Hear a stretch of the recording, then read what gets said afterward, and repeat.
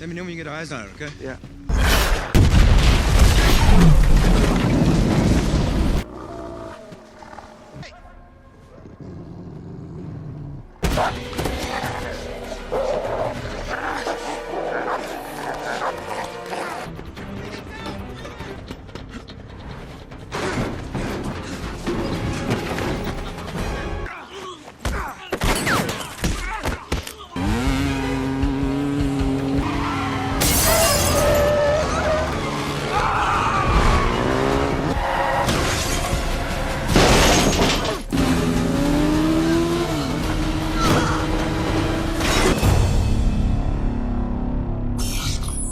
Film ini dibuka dengan pengintaian terhadap seorang jurnalis investigasi kelas atas yang hari itu menjadi buronan para petinggi CIA. Dia bukan jurnalis biasa karena tengah menyelidiki sebuah program rahasia besar milik CIA yang program ini kebocorannya berpotensi bisa membongkar seluruh sistem kerja mereka. Di saat yang sama, jauh dari hiruk-pikuk kota, seorang agen rahasia bernama Aaron menjalani misi khusus di medan ekstrim di wilayah Alaska. Berbekal peta yang dia miliki dan kalung yang berisi obat, Aaron bergerak sendirian di tengah badai, menyelesaikan misinya tanpa dampingan siapapun. Sementara itu, di Washington DC, para analis CIA menelusuri dampak dari kebocoran besar yang ditinggalkan seorang mantan agen terkait program rahasia bernama Treadstone. Kebocoran ini membuktikan bahwa sistem tersebut gagal total, dan dari sana mereka mulai menyadari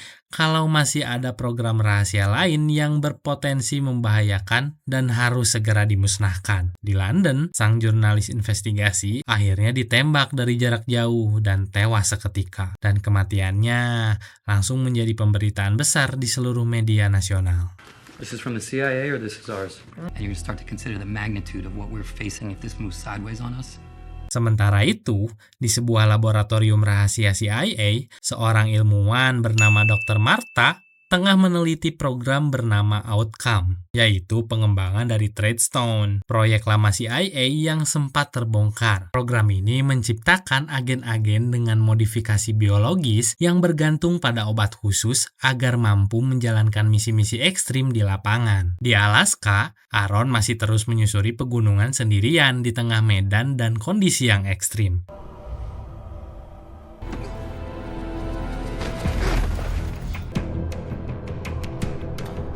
Di sisi lain juga, CIA sendiri tengah kewalahan menghadapi banyaknya kebocoran program yang seharusnya nggak pernah terjadi. Saat mereka sibuk melacak siapa saja yang berani membocorkan rahasia, orang-orang yang dulu pernah bekerja sama dengan CIA justru menggelar pertemuan terbuka yang bisa ditonton siapapun di YouTube, membuat kebocoran program-program rahasia CIA berpotensi semakin meluas. Dampaknya, mereka dipaksa mengambil keputusan untuk menghapus program Outcome sepenuhnya, menutupnya hingga ke akar, termasuk membersihkan semua orang yang terlibat.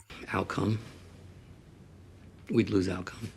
Meaning we will burn the program to the ground. Kepala analis CIA, yaitu Rick, menegaskan bahwa penghapusan Outcome adalah satu-satunya cara untuk menyelamatkan mereka semua sebelum seluruh program rahasia CIA bocor dan menjadi konsumsi internasional.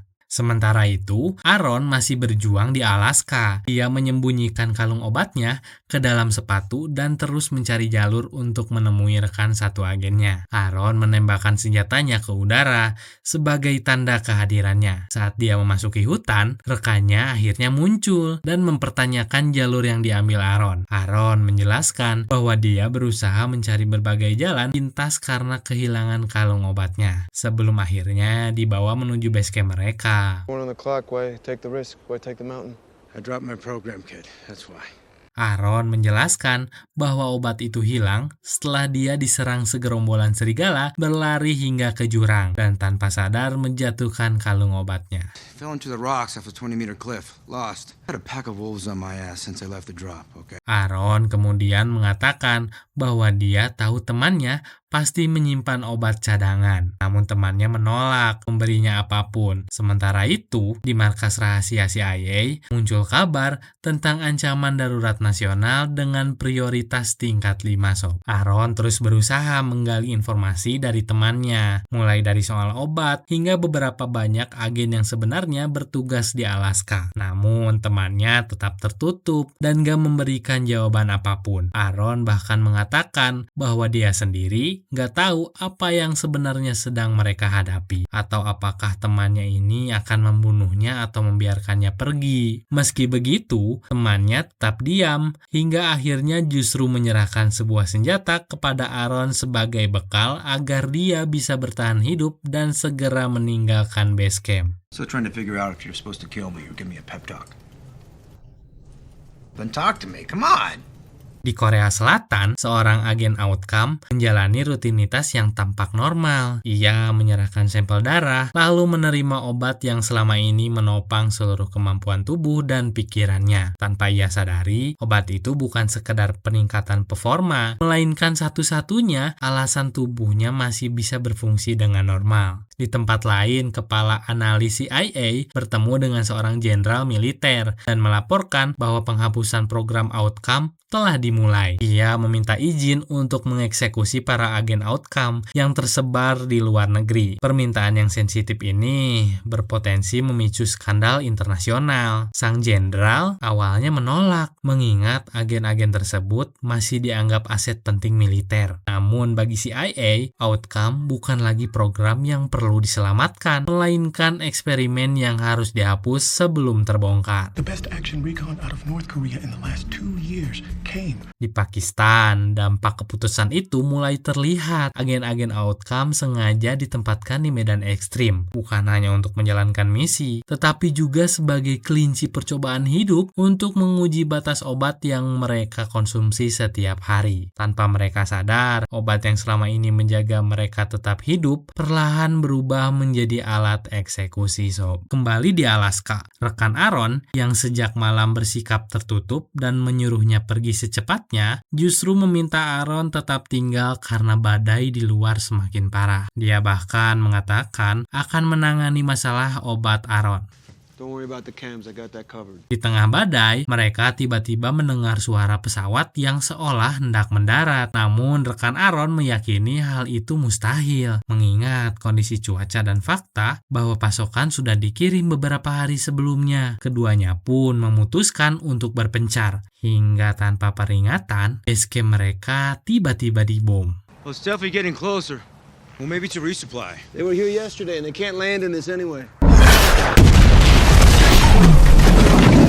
Menyadari ada sesuatu yang gak beres, Aaron langsung melarikan diri. Namun sinyal keberadaannya masih terdeteksi oleh militer yang sedang menjalankan misi untuk memusnahkan seluruh agen Outcome. Di Alaska, di tengah badai, Aaron kini menjadi buronan yang diburu oleh agensinya sendiri. Gak boleh ada satupun agen Outcome yang tersisa jika mereka gak ingin program ini bocor. Aaron paham bahwa sinyalnya pasti dilacak, dan dia berhasil memanipulasi sinyal tersebut hingga menghilang dari radar militer. Aaron membuka tas perlengkapannya dan mengambil senjata yang dia butuhkan, bersiap menghadapi siapapun yang datang. Dia kemudian menembaki pesawat yang masih berpatroli mencarinya, dan tembakannya pun berhasil. Kamera pengintai pesawat rusak, membuat pihak yang memantau dari balik layar langsung panik.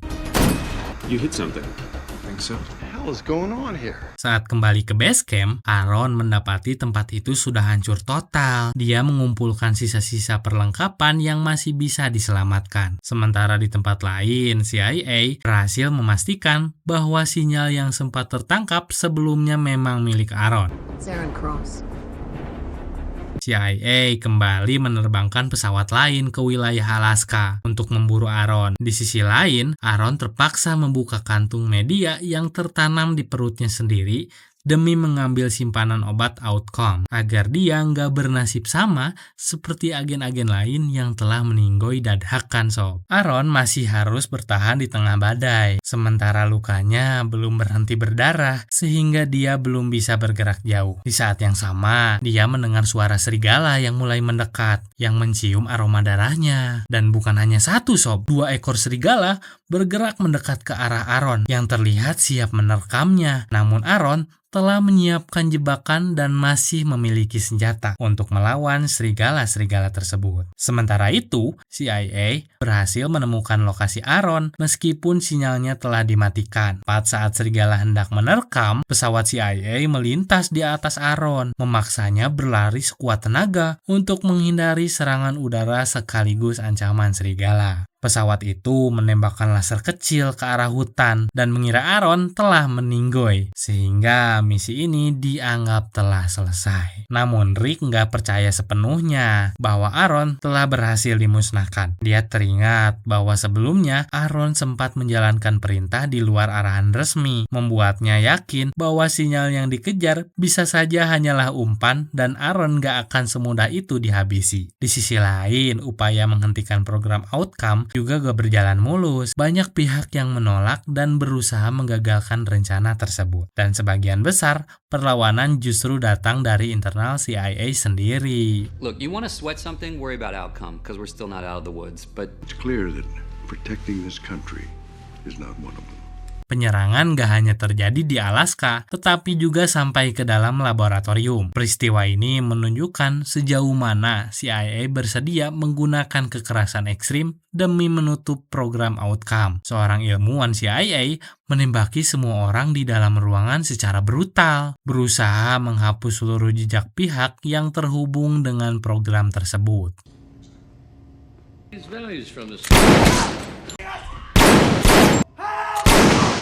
Tim keamanan mencoba masuk, namun semua pintu telah dikunci dan gagangnya telah dilepas. Insiden ini menjadikan Martha satu-satunya ilmuwan CIA yang selamat dari ruangan itu. Setelah CIA meyakini bahwa Aaron telah berhasil dimusnahkan di Alaska, tanpa mereka sadari, Aaron justru melarikan diri dan bertemu dengan Martha. Martha memeriksa kondisi tubuh Aaron dan memastikan dia masih stabil meski mengkonsumsi obat Outcome. Setelah dinyatakan aman, Aaron pergi ke Chicago, mengambil mobil dengan plat nomor palsu, dan melanjutkan pelariannya dengan persediaan obat yang hanya tersisa 1. Pasca insiden penembakan, Martha mulai menyadari ada sesuatu yang gak beres dengan CIA. Mereka gak peduli pada nyawa manusia, karena bagi CIA, ketika sebuah program dihentikan, maka seluruh alatnya juga harus dimusnahkan. Agen CIA mendatangi Martha setelah mengetahui dan membeli tiket pesawat ke luar negeri secara mendadak. Martha berdalih bahwa dia harus menemui saudarinya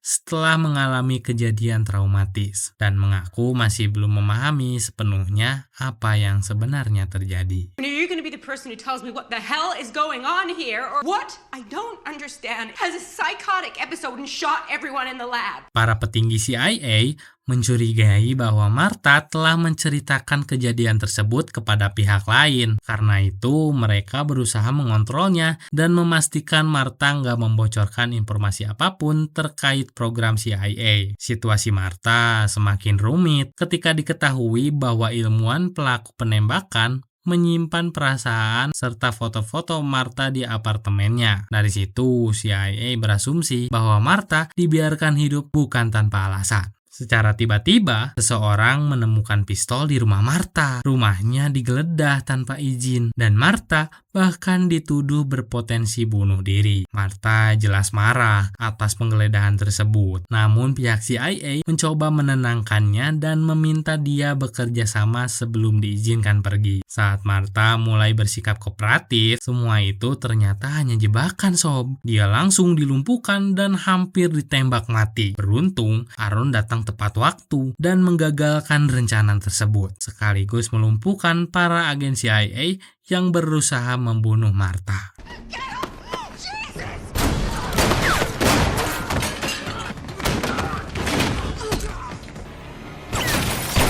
Martha berhasil mengambil pistol dan menembak secara acak sebelum berlari ke lantai atas. Kini giliran Aaron yang menjadi target utama. Para agen CIA menembakinya, sementara Aaron bersembunyi dan menyiapkan jebakan di ruang bawah tanah. Di saat yang sama, Martha masih berusaha bertahan dengan senjata di tangannya yang gemetar. Di ruang bawah tanah, Aaron kembali melumpuhkan agen CIA yang memburunya dan berhasil menghabisinya. Sementara itu, di lantai atas, Martha sudah gak memiliki banyak ruang untuk melarikan diri dari saat agen CIA mendekatinya. Tepat pada waktunya, Aaron keluar dari ruang bawah tanah, masuk ke dalam rumah dan langsung menembak musuh yang hampir menangkap Martha sob.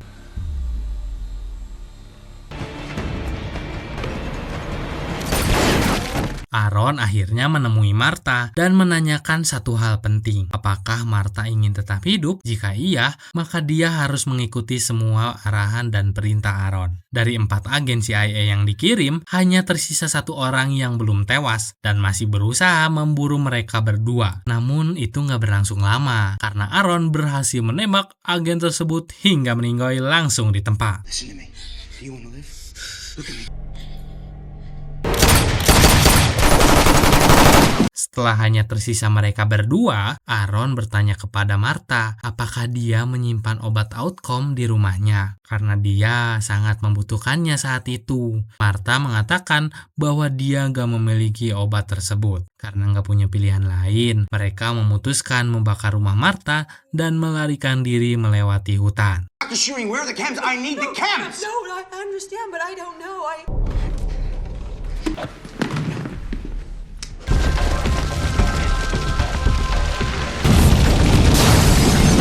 Aaron membawa Martha pergi dan mengatakan bahwa mulai saat itu mereka harus menggunakan identitas baru. Martha akan dikenal sebagai June, sementara Aaron menggunakan nama James. Di momen itu, Aaron baru menyadari bahwa Martha bahkan gak mengetahui nama asli dirinya sendiri. Karena selama ini, para agen hanya dicatat menggunakan angka, bukan nama. Aaron juga menegaskan bahwa CIA gak akan membiarkan Martha hidup, apalagi setelah dia menjadi satu-satunya ilmuwan yang tersisa. Kenyataannya, Martha memang gak tahu banyak hal sob. Dia hanyalah orang luar yang tanpa sengaja terseret dan menjadi target karena keterlibatannya secara gak langsung dalam program outcome. Namun, Aaron gak bisa menjelaskan terlalu banyak karena fokus utamanya hanyalah satu, yaitu mendapatkan obat agar dia bisa tetap bertahan hidup. 300 milligrams blues is not even enough for another day. Martha akhirnya menjelaskan bahwa selama ini dia hanya mengerjakan bagian penelitian yang sudah ditentukan. Dia nggak mengetahui tujuan sebenarnya dari program outcome. Bahkan dia nggak memahami fungsi obatnya dan hanya meneliti virus yang digunakan dalam pengembangan tersebut. Dia juga mengungkapkan bahwa virus-virus itu disimpan di sebuah fasilitas di Manila, Filipina. Don't fabricate anything. That happens downstream. Di sini Aaron merasa frustasi karena nggak berhasil mendapatkan obat. Meski dia juga merasa aneh karena kondisi fisiknya nggak menunjukkan penurunan. Ketika Martha mengetahui bahwa Aaron masih mengonsumsi obat yang seharusnya sudah dihentikan sejak setahun yang lalu, dia justru terkejut. Martha menjelaskan bahwa sejak setahun sebelumnya, CIA telah mengganti metode tersebut dengan menyuntikkan virus langsung ke tubuh agen outcome, sehingga peningkatan fisik mereka bersifat permanen. Aaron menyalahkan Martha karena itu berarti selama ini dia harus diberi obat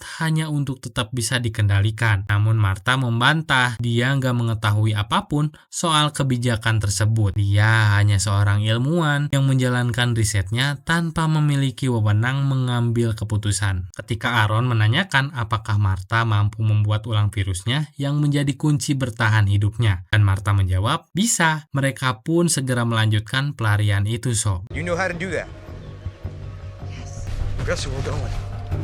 Insiden di rumah Martha membuat situasi di CIA semakin kacau. Tim yang dikirim untuk mengeksekusi Martha merupakan tim terbaik yang mereka miliki. Namun operasi itu gagal dan Martha menghilang tanpa jejak. CIA pun terpaksa menyusun rencana baru untuk menghentikan kekacauan yang terus berkembang ini. I can't run this from here. I need a crisis suite. I need integrated grids and comms. I need all of it. Di sisi lain, hasil olah TKP di rumah Martha melaporkan bahwa ditemukan sesosok mayat perempuan yang yang diduga adalah Martha sob. Karena hal itulah Martha sama sekali nggak bisa menghubungi siapapun, sebab semua orang sudah mengira dirinya meninggoy. Dan siapapun yang dihubungi Martha akan langsung menjadi target berikutnya. Dengan kondisi itu, Aaron membuatkan identitas palsu untuk Martha dengan nama June. And there's nothing you can do about it. Anyone you contact becomes a target. Aaron kemudian memasukkan paspor untuk Martha dan mereka mulai menjalankan misi penyamaran dengan kabur melalui bandara. Aaron meminta Martha untuk belajar beradaptasi dengan situasi seperti ini sob. Sementara itu, CIA masih terus memburu jejak Martha meski jelas nggak semudah mencari orang biasa. Apalagi CIA sama sekali nggak mengetahui, bahkan nggak menyangka bahwa Aaron adalah orang yang membantu Martha melarikan diri. Karena dalam keyakinan mereka, Aaron sudah meninggoy di Alaska. Saat Martha hendak naik ke pesawat, dia melihat berita di koran yang memberitakan dirinya sebagai penyebar wabah dari laboratorium. Meski begitu, Aaron dan Martha tetap berhasil lolos dan meninggalkan negara itu dengan pesawat. Di sisi lain, CIA masih menyelidiki siapa sosok yang membantu Martha kabur, menelusuri semua kemungkinan demi mengetahui kemana perginya Martha ini.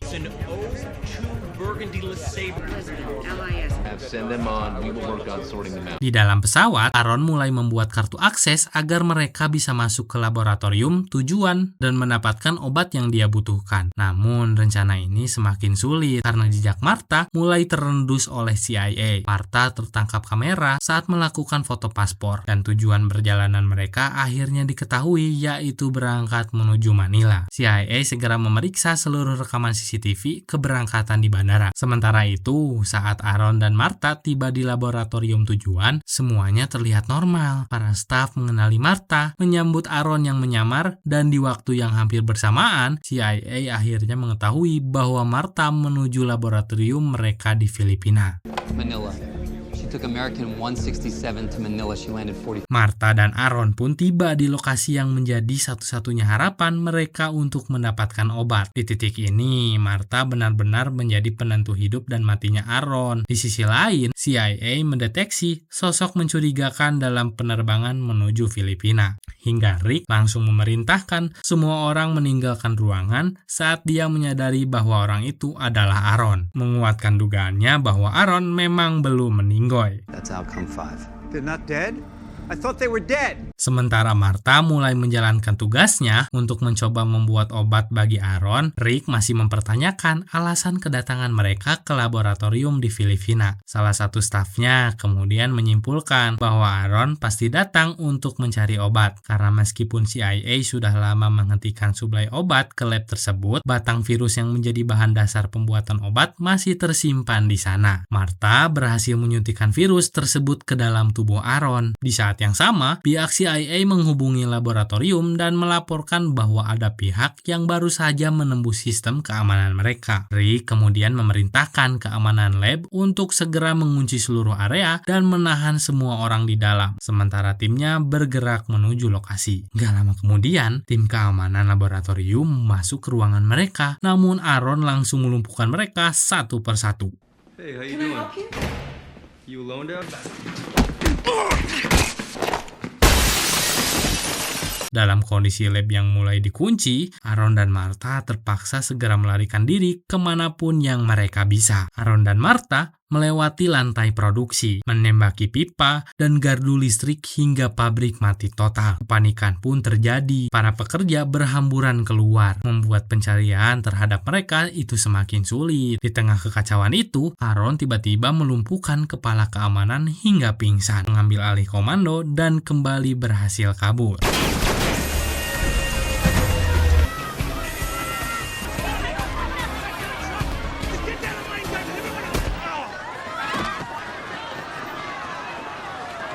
Saat mereka mencoba melanjutkan pelarian, Aaron tiba-tiba mengalami sakit kepala yang sangat hebat. Kondisinya nggak memungkinkan untuk terus bergerak, sehingga mereka terpaksa bersembunyi dan bermalam dulu sob. Setelah itu, Aaron menyuruh Martha untuk pergi menjauh, bersembunyi, dan mencari tempat aman. Sementara itu, seluruh aparat kepolisian mulai bergerak untuk mencari keberadaan Aaron dan Martha. Ketika Aaron terbangun, Martha ternyata nggak pergi jauh, hanya sempat meninggalkan meninggalkannya sebentar untuk membeli obat. Dan saat itu Martha melihat polisi mulai bergerak menuju tempat persembunyian mereka. Dan Aaron sengaja meninggalkan kalung obatnya sebagai jejak di kamar tersebut. Gak lama kemudian, area di bawah tempat persembunyian mereka sudah dipasang garis polisi. Saat polisi bersiap menyergap Aaron, Martha berteriak dari luar memperingatkan agar segera pergi. Hal itu membuat Martha ikut dikejar polisi, sementara Aaron harus melarikan diri secepat yang dia bisa, sob.